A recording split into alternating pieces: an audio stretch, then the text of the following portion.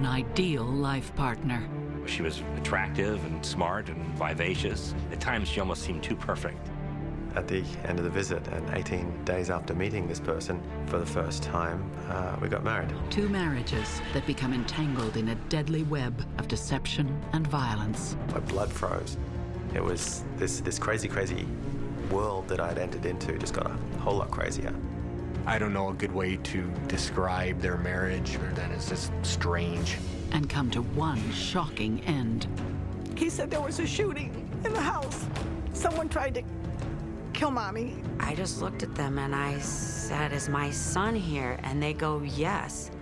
And I'm like, "Is he dead?" Love may be blind and marriage bliss, but divorce is murder.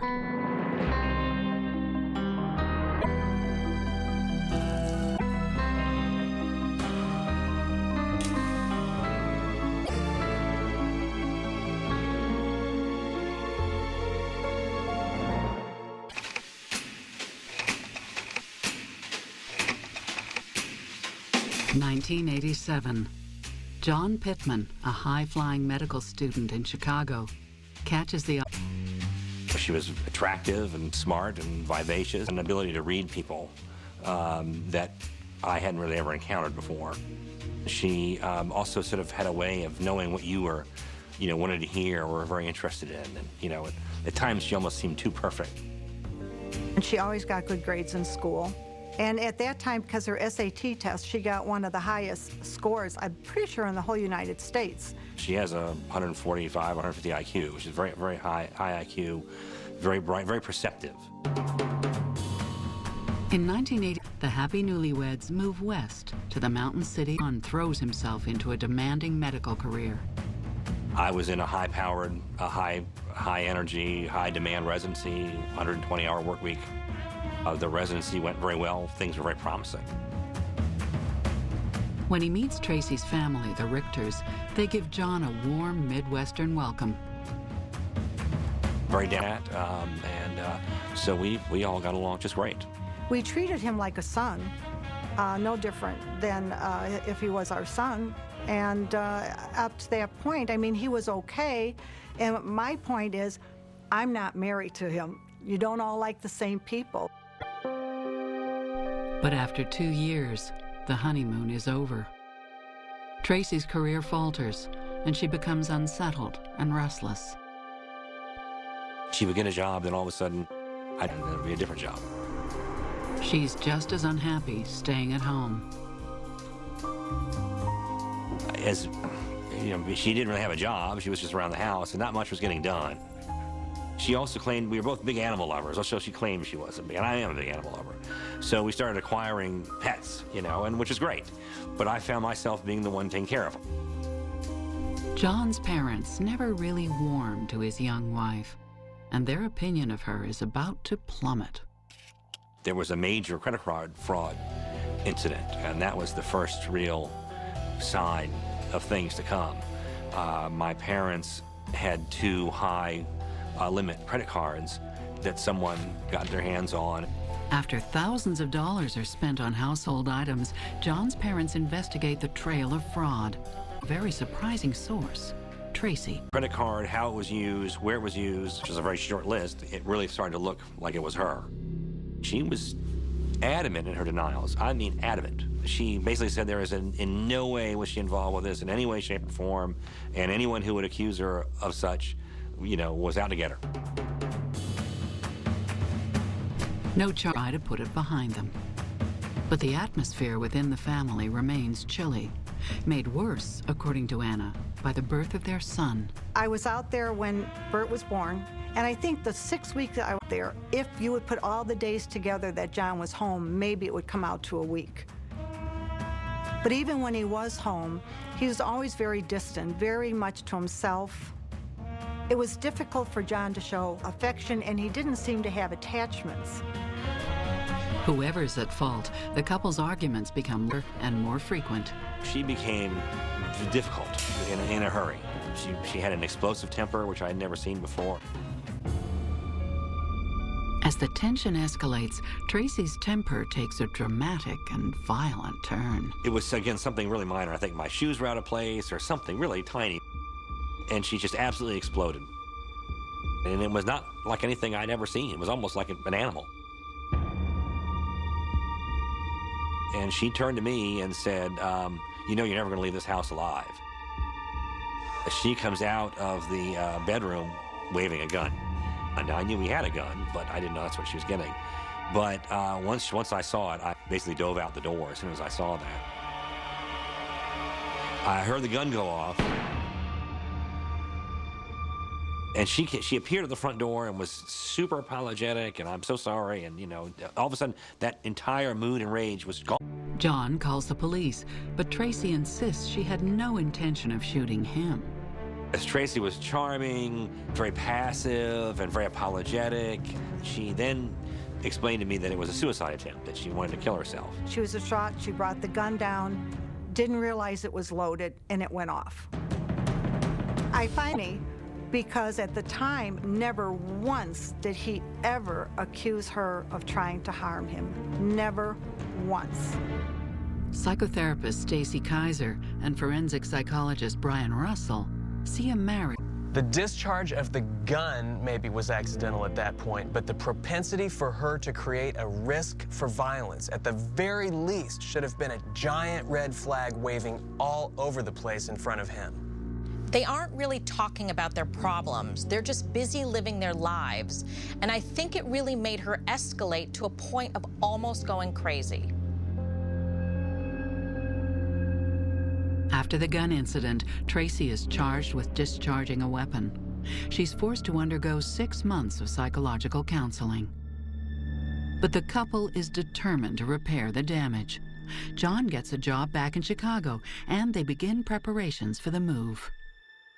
We sold our house and all of our pets, but she called me up one day in this panic and said, oh my gosh, something terrible. Made this big story and, you know, and very emotional and very convincing that, you know, she had taken them to a company that said they'd ship them, but it turns out it was some front for some lab somewhere and they're gone now, which I thought was bizarre.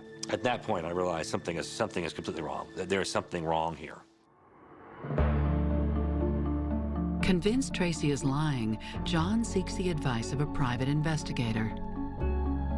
I tell him about the pets, and he keyed in on that immediately and said, there's a problem. I was like, yeah. He says, is this true? And I was like, yeah. Is this happening? Yeah.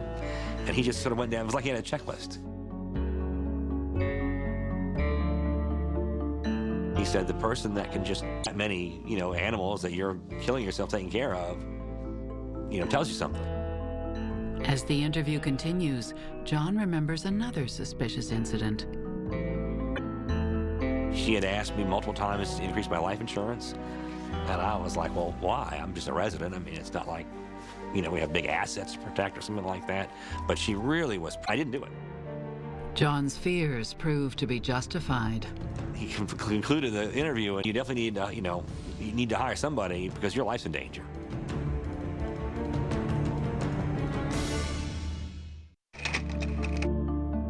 John Pitman and Tracey Richter had so much potential. But the rosy glow of newlywed love has dimmed, leaving violence, fear, and paranoia. By 19, travel what he believes is a plot against his life. What the investigator explained to me was what she's going to try to do is get you alone where she knows you're alone and you're in private. And that's when it's going to happen, because she's not going to kill you. She's going to have someone else do it. I think that John did the right thing by hiring a private investigator.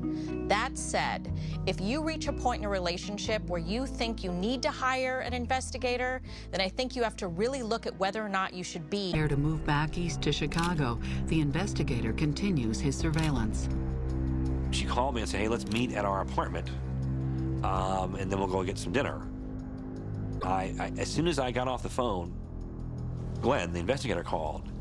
And he said, well, why do you say that? And he said, did she just call you? Because you could see her on the cell phone.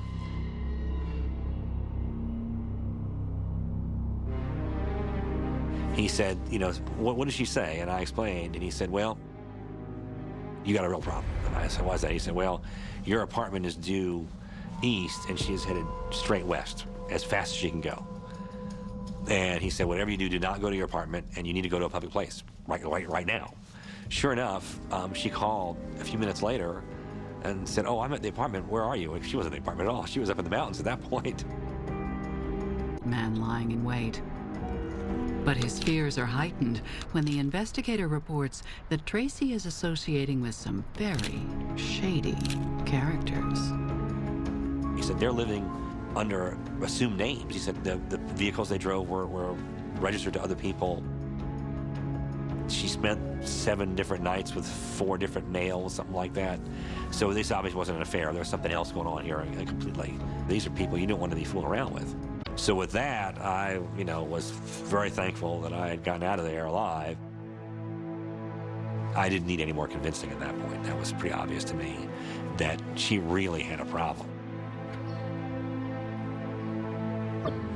4 years into their marriage, in fear for his life, John moves out of the family home, leaving his wife and 2-year-old son.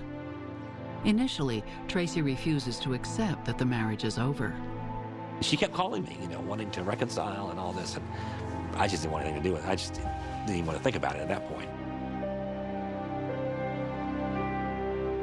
But 4 years later, with the divorce finalized, Tracey does move on in a dramatic way. By 1996, she is swept up in a whirlwind internet romance with Australian entrepreneur Michael Roberts. Wasn't particularly interested at the beginning, but there was a little bit of backwards and forwards, mainly with email. I mean, she was beautiful, she was articulate, she was very engaging, socially talented, and everybody loved her. Tracey agrees to fly to Australia and meet Michael in person. Tracey's mother, Anna, is alarmed at the prospect. Here you're going to a different country, you don't know this person, are you sure this is what you want to do? But she wanted to go out there. He talked her into coming out there. And Michael can be very persuasive. Tracey came to Australia, and at the end of the visit, and 18 days after meeting this person, for the first time, we got married. Michael moves to Chicago. He quickly discovers that his new bride has plenty of baggage from her previous marriage. Her ex, John Pitman, who is... Tracey asserted that he was a narcissist, that he was cared only about money, about himself, about power and prestige. In the years following the separation... The next thing I know, I'm suddenly being accused of everything under the sun, of being this terrible husband and, have multiple affairs. She was just having a lot of problems even afterwards with visitation with him. And he would take him and wouldn't bring him back when he was supposed to, and at one time he abducted him. And so there was a lot of hard feelings, and I think that between them. Tracey makes a startling accusation that throws the custody proceedings into chaos. We walk into court, filing a motion, all these things, and they turn around. Their attorney says, well, we have physical evidence that he's been sexually molested and that his father is the responsible party. And I was in shock. I was stunned. All of a sudden, flyers started at bars around the hospital naming me as a child molester, and they were all putting on the windows of the cars in the parking lot right across from my apartment. John denies everything and fights Tracey's accusations tooth and nail. But Michael believes her and stands loyally by her side. I adopted the battle as my own. My time, my money, my resources, my emotions. I put a big hedge around the family to protect them from this monster, Dr. Pitman.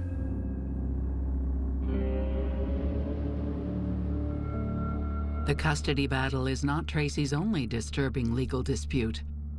She tells Michael she's also suing her dentist, a Dr. Laspiza, for an incident during which she says she was drugged and sexually assaulted. She said she woke up and to find her dress around her waist, and that he had red high-heel shoes that were far too small for her feet, on her feet. And that was, what do I do with this? Give me my normal life back. But of course, she's my wife and somebody's raped her. So I was, the fangs came out. again, and I had a new battle to fight. And bizarrely, she's waited several... I felt pretty dishonored to be left in the dark by that. It's like if somebody sexually assaults you and it's not your fault, well, why wouldn't you tell me?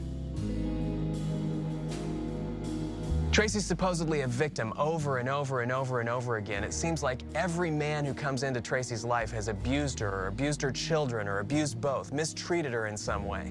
Okay, this is the history of the world in front of me right now, or this is a liar in front of me right now. And Michael isn't exempt from Tracey's colorful perception of reality. She complains that he's both neglectful and overly controlling. He was very possessive. When she would come over, because she'd say, oh, he's playing video games downstairs and he's been down there for 3 hours. So she says, I got lonely, so I came over. He'd be calling, when are you coming home? When are you coming home? Wherever she was, she couldn't go anywhere. Tracey has people who adamantly defend her. And not only does she paint herself to be the victim, but she creates elaborate stories about how other people have hurt her. And she's just been this sweet, innocent person in the mix. The trust in this relationship is rapidly fading, especially when Michael suspects infidelity. One thing that she claimed was that she was a model for Black Velvet whiskey, and that she would do these modeling gigs and it was always in a short black velvet dress, but never brought a paycheck for it. If this marriage is to survive, he and Tracey need a fresh start. In 1998, the couple decides to leave Chicago and start again in a small town called Early. It was pretty much, or throw a dart at a map. That's how we came to be in Early, Iowa, unfortunately, for the people of Early, Iowa. They have 2 children together, giving Tracey's son a new brother and sister. Michael's business is flourishing, and From Chicago to Early was a breath of fresh air for me. There was just so many stress, and it was away from what I thought to be unhealthy influences. But his optimism quickly fades. The family is about to be caught up in an inexplicable tragedy. He said there was a shooting in the house. Someone tried to kill Mommy.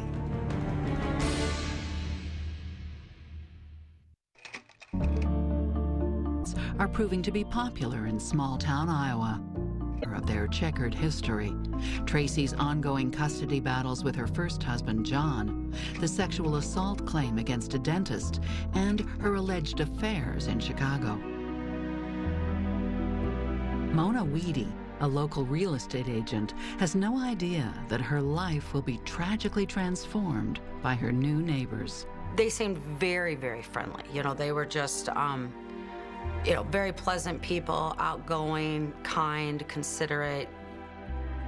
Mona takes a job working for Michael's internet business. The marital tension is impossible to ignore. They would always, be talking about the other. Michael would say, I love Tracey. And then Tracey would be in a conversation with me and she'd say, well, I really love Michael, but... And I'm going, okay. Ever the Good Samaritan, Michael offers to help Mona's troubled and unemployed teenage son, Dustin. Michael told me, well, how about if I just kind of take Dustin under my wing and, we can invite him to do some stuff with us. And I'm like, great, wonderful. I mean, that would really be nice. They just kind of went out and rode around and talked a little bit.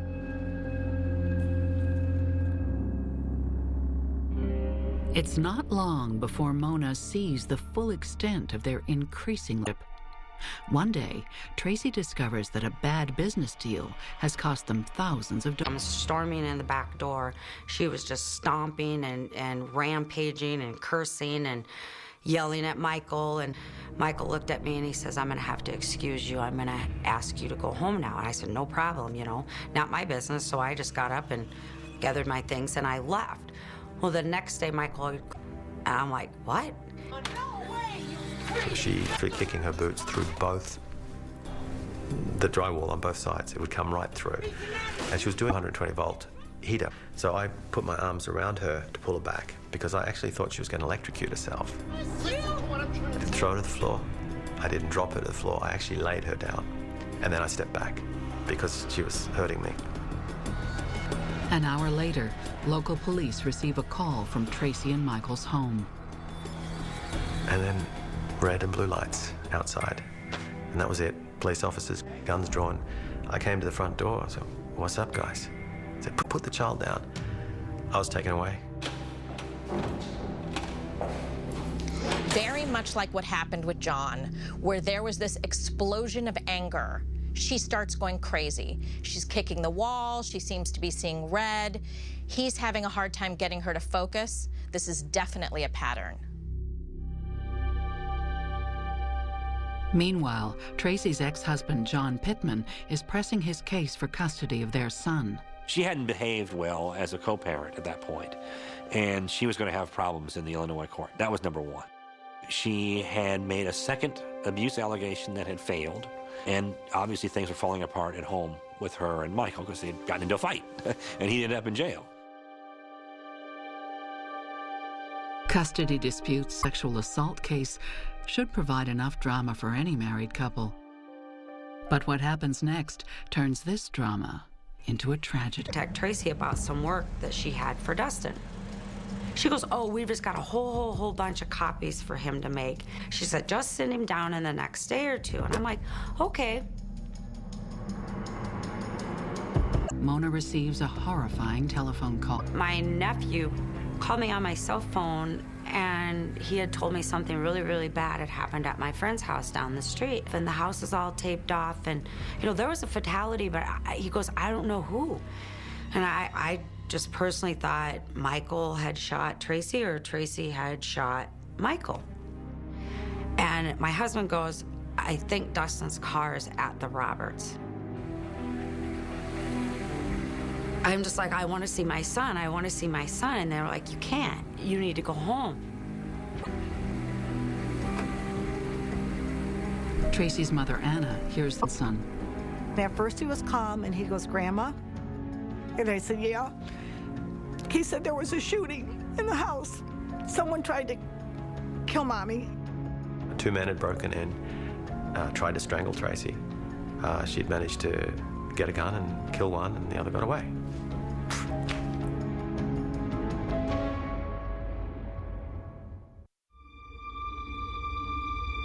December 2001.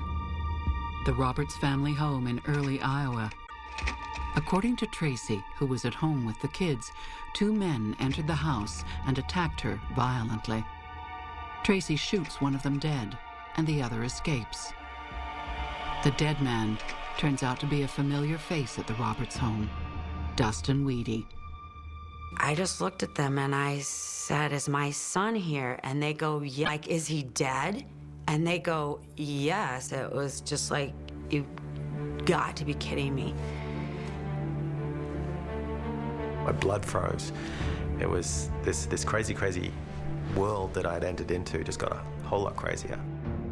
Family and investigators try to piece together this horrific chain of events.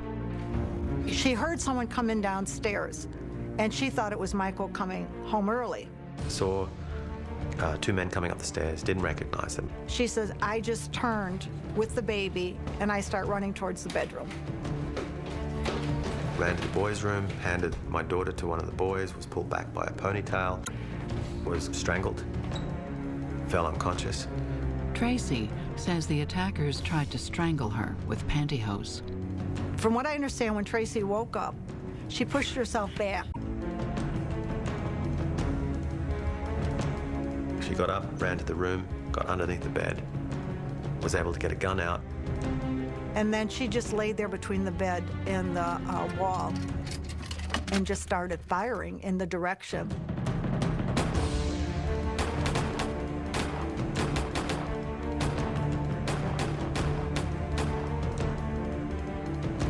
And then she heard. When the police arrive, they find Mona's son, Dustin, dead in a pool of blood.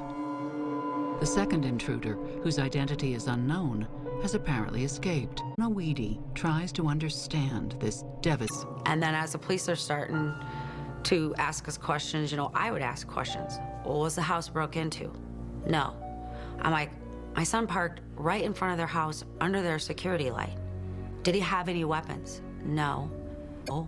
Did he have gloves on? No. And there was no forceful entry. But he went there to rob him. I'm like, that don't make any sense. It also doesn't make much sense to the police. The story seemed bizarre. There didn't really seem to be a motive for the two men to be in the house. They decided to maybe go in the house and steal some guns, or maybe even attack Tracey sexually. But the problem is every kind of corner that they turned led to a dead end. Dustin didn't have any friends. Dustin didn't really want anything from the Roberts other than to be their friends. Tracey's not short on enemies. Could one of them have hired or pursued? Everyone's got a theory. Michael's first thought is that the dentist, Dr. Laspiza, who allegedly drugged and sexually assaulted his wife, is involved. 3 days before, we were in Chicago. We were ready to go to trial with this guy, a jury trial with this guy, for the alleged rape. I said, you have to look for an Illinois number plate. It's got to be. I just knew it was Laspiza. Anna suspects Michael. She the shooting. It was so cold. The look on his face, his eyes, I mean, it was scary almost to the point. And he didn't really ask any question. Tracey points to the acrimonious custody dispute with her ex-husband, John. And every time I would demonstrate how Dr. Laspiza was the obvious suspect in this, she would shoot it down and would bring it back to Dr. Pitman. According to Anna, Tracey is desperate to find out the motives behind the attack. Couldn't figure out why, and all she kept asking was why. Mona does not believe for a minute that her son Dustin was killed in self-defense. We didn't know what happened, or why, or how. Dustin walked in on something, seen or learned something, they had to kill him. And then we were saying they, meaning Michael and Tracey. The thought did come up, was Tracey trying to seduce my son, and Michael came home and caught it and shot him and killed him. But, I seriously, in the beginning, thought Michael was using Tracey and Marie, and, she's this heroic mother that's saving her children. Amidst the fear and suspicion, the residents of Early, Iowa are unaware that police have stumbled on a crucial piece of evidence, a notebook. The notebook was the centerpiece of the case, the notebook that was found in Dustin Weedy's car. Filled with Dustin's sloppy handwriting, the notebook's husband is involved. Is genuine. Dustin writes that he was hired as a hitman by a mysterious fellow named JP, Dr. John Pitman. It reads, JP wants me to get or force his ex, TR, to kill her son Bert and then commit suicide. Fails, planning it appear as though TR had committed the murder of her son and then committed suicide. It is damning evidence, Tracey's first suspect. But meanwhile, a deadly plot is taking shape that will put her second husband in grave danger. I took her back 3 times, and then in March she tried to kill me.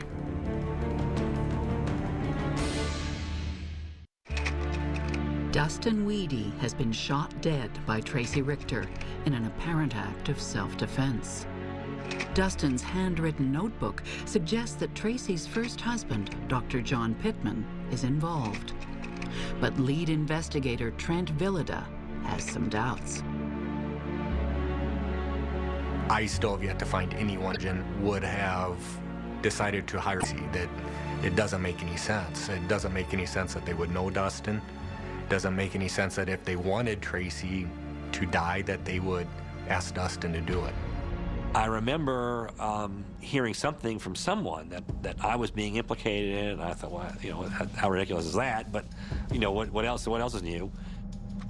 Dustin's mother, Mona Weedy, refuses to believe he wrote the journal of his own free will. They asked me if my son journaled. I said, not Dustin, he hates to write. We could barely get him to do his schoolwork, let alone for Dustin to journal. Investigators begin to wonder if Tracey forced Dustin to write in the notebook in an attempt to set up her ex-husband. She was going through another custody dispute with John Pitman, and John Pitman was the guy she hated most in the world. And there's no court in the world that's going to give custody to a guy that's accused of a murder for hire. Is kept secret from the public, the potential suspects. Police believe that anyone who has knowledge implicit in the death of Dustin Weedy. The investigators, they were waiting to see who was going to come forward and start talking about the notebook. Meanwhile, Tracey and Michael's marriage, already on the rocks, is held together by the slender thread of the Dustin Weedy shooting. It gave me a passion and allowed me to make excuses for Tracey's behavior. I thought that there was going to be follow-up attacks because I still thought that Pitman or Lespiza or somebody's in war zone. Pitman and the custody dispute continues. And Michael, well, he's about to get a real wake-up call. I'd caught Tracey in another affair, late 2003, early 2004. And I took her back 3 times. And then in March, she tried to kill me. He now realizes that Tracey was trying to drug him with sedatives in order to kill him. You have to understand that I was under a systematic drugging campaign. Best I can estimate 2, maybe 3 weeks. I mean, I was in some sort of narcotic psychosis, and I went to sleep in the car, but I didn't that she'd started the engine and was trying to kill me with carbon monoxide. I don't know a good way to describe their marriage or what went on in that house other than it's just strange. I was just stuck, and I didn't think I had a choice. I didn't realize, because you put a frog in cold water and start boiling it, the frog will never try jumping out, it'll boil to death. That was me. He saw these things. It was getting hotter and hotter, acclimated and justified and explained. And then the next thing he knew, boom, there was an explosion. What can happen sometimes is that a person who is inclined to give another a second, a third, a fourth, a fifth chance can end up enabling that person to be out there endangering people much longer than they should. When Michael finally does go to the police, he can't persuade them his life is in danger. I'm the guy, you know. It's usually the guys that do the abuse. Fearing for his life, Tracey's second husband finally jumps out of the boiling water. He changes the locks. Marriage over, Tracey tries to turn suspicion away from John. Michael Roberts was never a suspect in Tracey's eyes, right up until the day they got divorced. Whoever she hated the most was responsible for the attack. Following, the Dustin Weedy case goes cold. Mona Weedy attempts to bring a wrongful death lawsuit against Tracey, but she can't afford fees. Special Agent Trent Villida never believes Tracey's claim of self-defense. In 2010, 9 years after the fatal shooting of Dustin Weedy, he persuades the new county attorney, Ben Smith, to reopen the investigation. There was just a lot of things that jumped out at me, even in the first hour, that I really spent some time on it that just did not add up. My first inclination was, what are you not telling me about this? Where's the dog in this thing? There has got to be, something that's just impossible, an impossible obstacle or hurdle. So many questions that maybe I'd go to sleep thinking about it. I'd wake up thinking about it. List of potential conspirators. Police find no evidence that the dentist, Dr. Lespiza, is involved. The first husband has an alibi. That leaves the prime suspect, Tracey herself. With Ben on his side, Trent decides to take a chance. He engages Tracey in an email conversation. Tracey was only going to communicate me if she thought I was on her side. I told her I was in charge of this going to discover the identity of the second attacker. Now, I didn't say I believe there was a second attacker, and I know in the back of her mind she knows there wasn't one. But as with any suspect who wants the police to believe them, I knew she would try to become cooperative. Emails go back and forth. Tracey starts to become more talkative, and she gets sloppy. Tracey brings up the notebook, the same notebook found in Dustin's car and kept a closely guarded secret by the police for 10 years. They know that anyone who mentions it may be complicit in Dustin's death. She said, Michael Roberts had a premonition from God that Mona would find a notebook that... Then, Tracey Richter makes a colossal slip-up. I just basically told her I was going to go talk to Michael Roberts and John Pitman and asked her if she would describe them for me. The most amazing thing happened. The one paragraph she used to describe John Pitman was basically paragraph 5 from... For me, that was a huge turning point. That was her saying, in her own words, what was in the notebook. I think that Tracey knew the longer she spoke with me, the worse it was starting to look for her. So I think she needed to end it somehow. But Villada needs more. He needs proof that Tracey knew about the notebook at the time of Dustin's death. There's one witness that may be able to help, a close friend of Tracey's, Mary. If she knows about the notebook, she would have heard it directly from Tracey. Trent had always told me that Mary Higgins, she knows something, and I had gotten to know her, met her a couple of times. I guarantee you, Trent, she knows nothing. And I go out there, she does not want to talk. She doesn't want to talk about it. She's past it. You'll never catch her. And then I said something, we think that we, found something that can link her to this. And she told me, you mean that stupid pink notebook? And I almost got sick when she said it. So Mary Higgins, tying her to that. Once we had Mary Higgins' testimony, that was the case. Finally, 9.5 years after Dustin Wheaty's death, Tracey Richter is charged with first-degree murder. At the trial, Mary testifies that Tracey told her about the notebook soon after the killing. The prosecution argues that Tracey convinced Dustin to write the diary and then shot him dead in an attempt to set up her ex-husband. There's speculation that maybe she lured him up there, promising him sex for writing the notebook, or Dustin loved computers, so maybe she promised him a job with the company, or it could be as simple as she described John Pitman as a child molester, and Dustin would help out the family by keeping Bert away from Dr. Pitman. People, say, oh, she was going to lose child support. She didn't care about child support. She cared about winning. She cared about beating Dr. Pitman. That's it. It's all it ever was. On November 7th, 2011, the jury finds Tracey Richter guilty of first-degree murder. She is sentenced to life in prison. Tracey still maintains her innocence, as does her family. I said, I can't accept it if it's true, but I know it's not true. And I'm going to fight, and I don't care. I'm never going to give up to prove that she's innocent. Look at the lives that have been wrapped up around her and the people who've gotten close to her, what's happened to them. Between me and Michael and the dentist and all these people whose lives have almost gotten destroyed by her. Is that coincidence? I mean, that's a heck of a coincidence. She got first-degree murder, life in prison, without parole. It's true, it's real, it happened. That part is done, it's over with.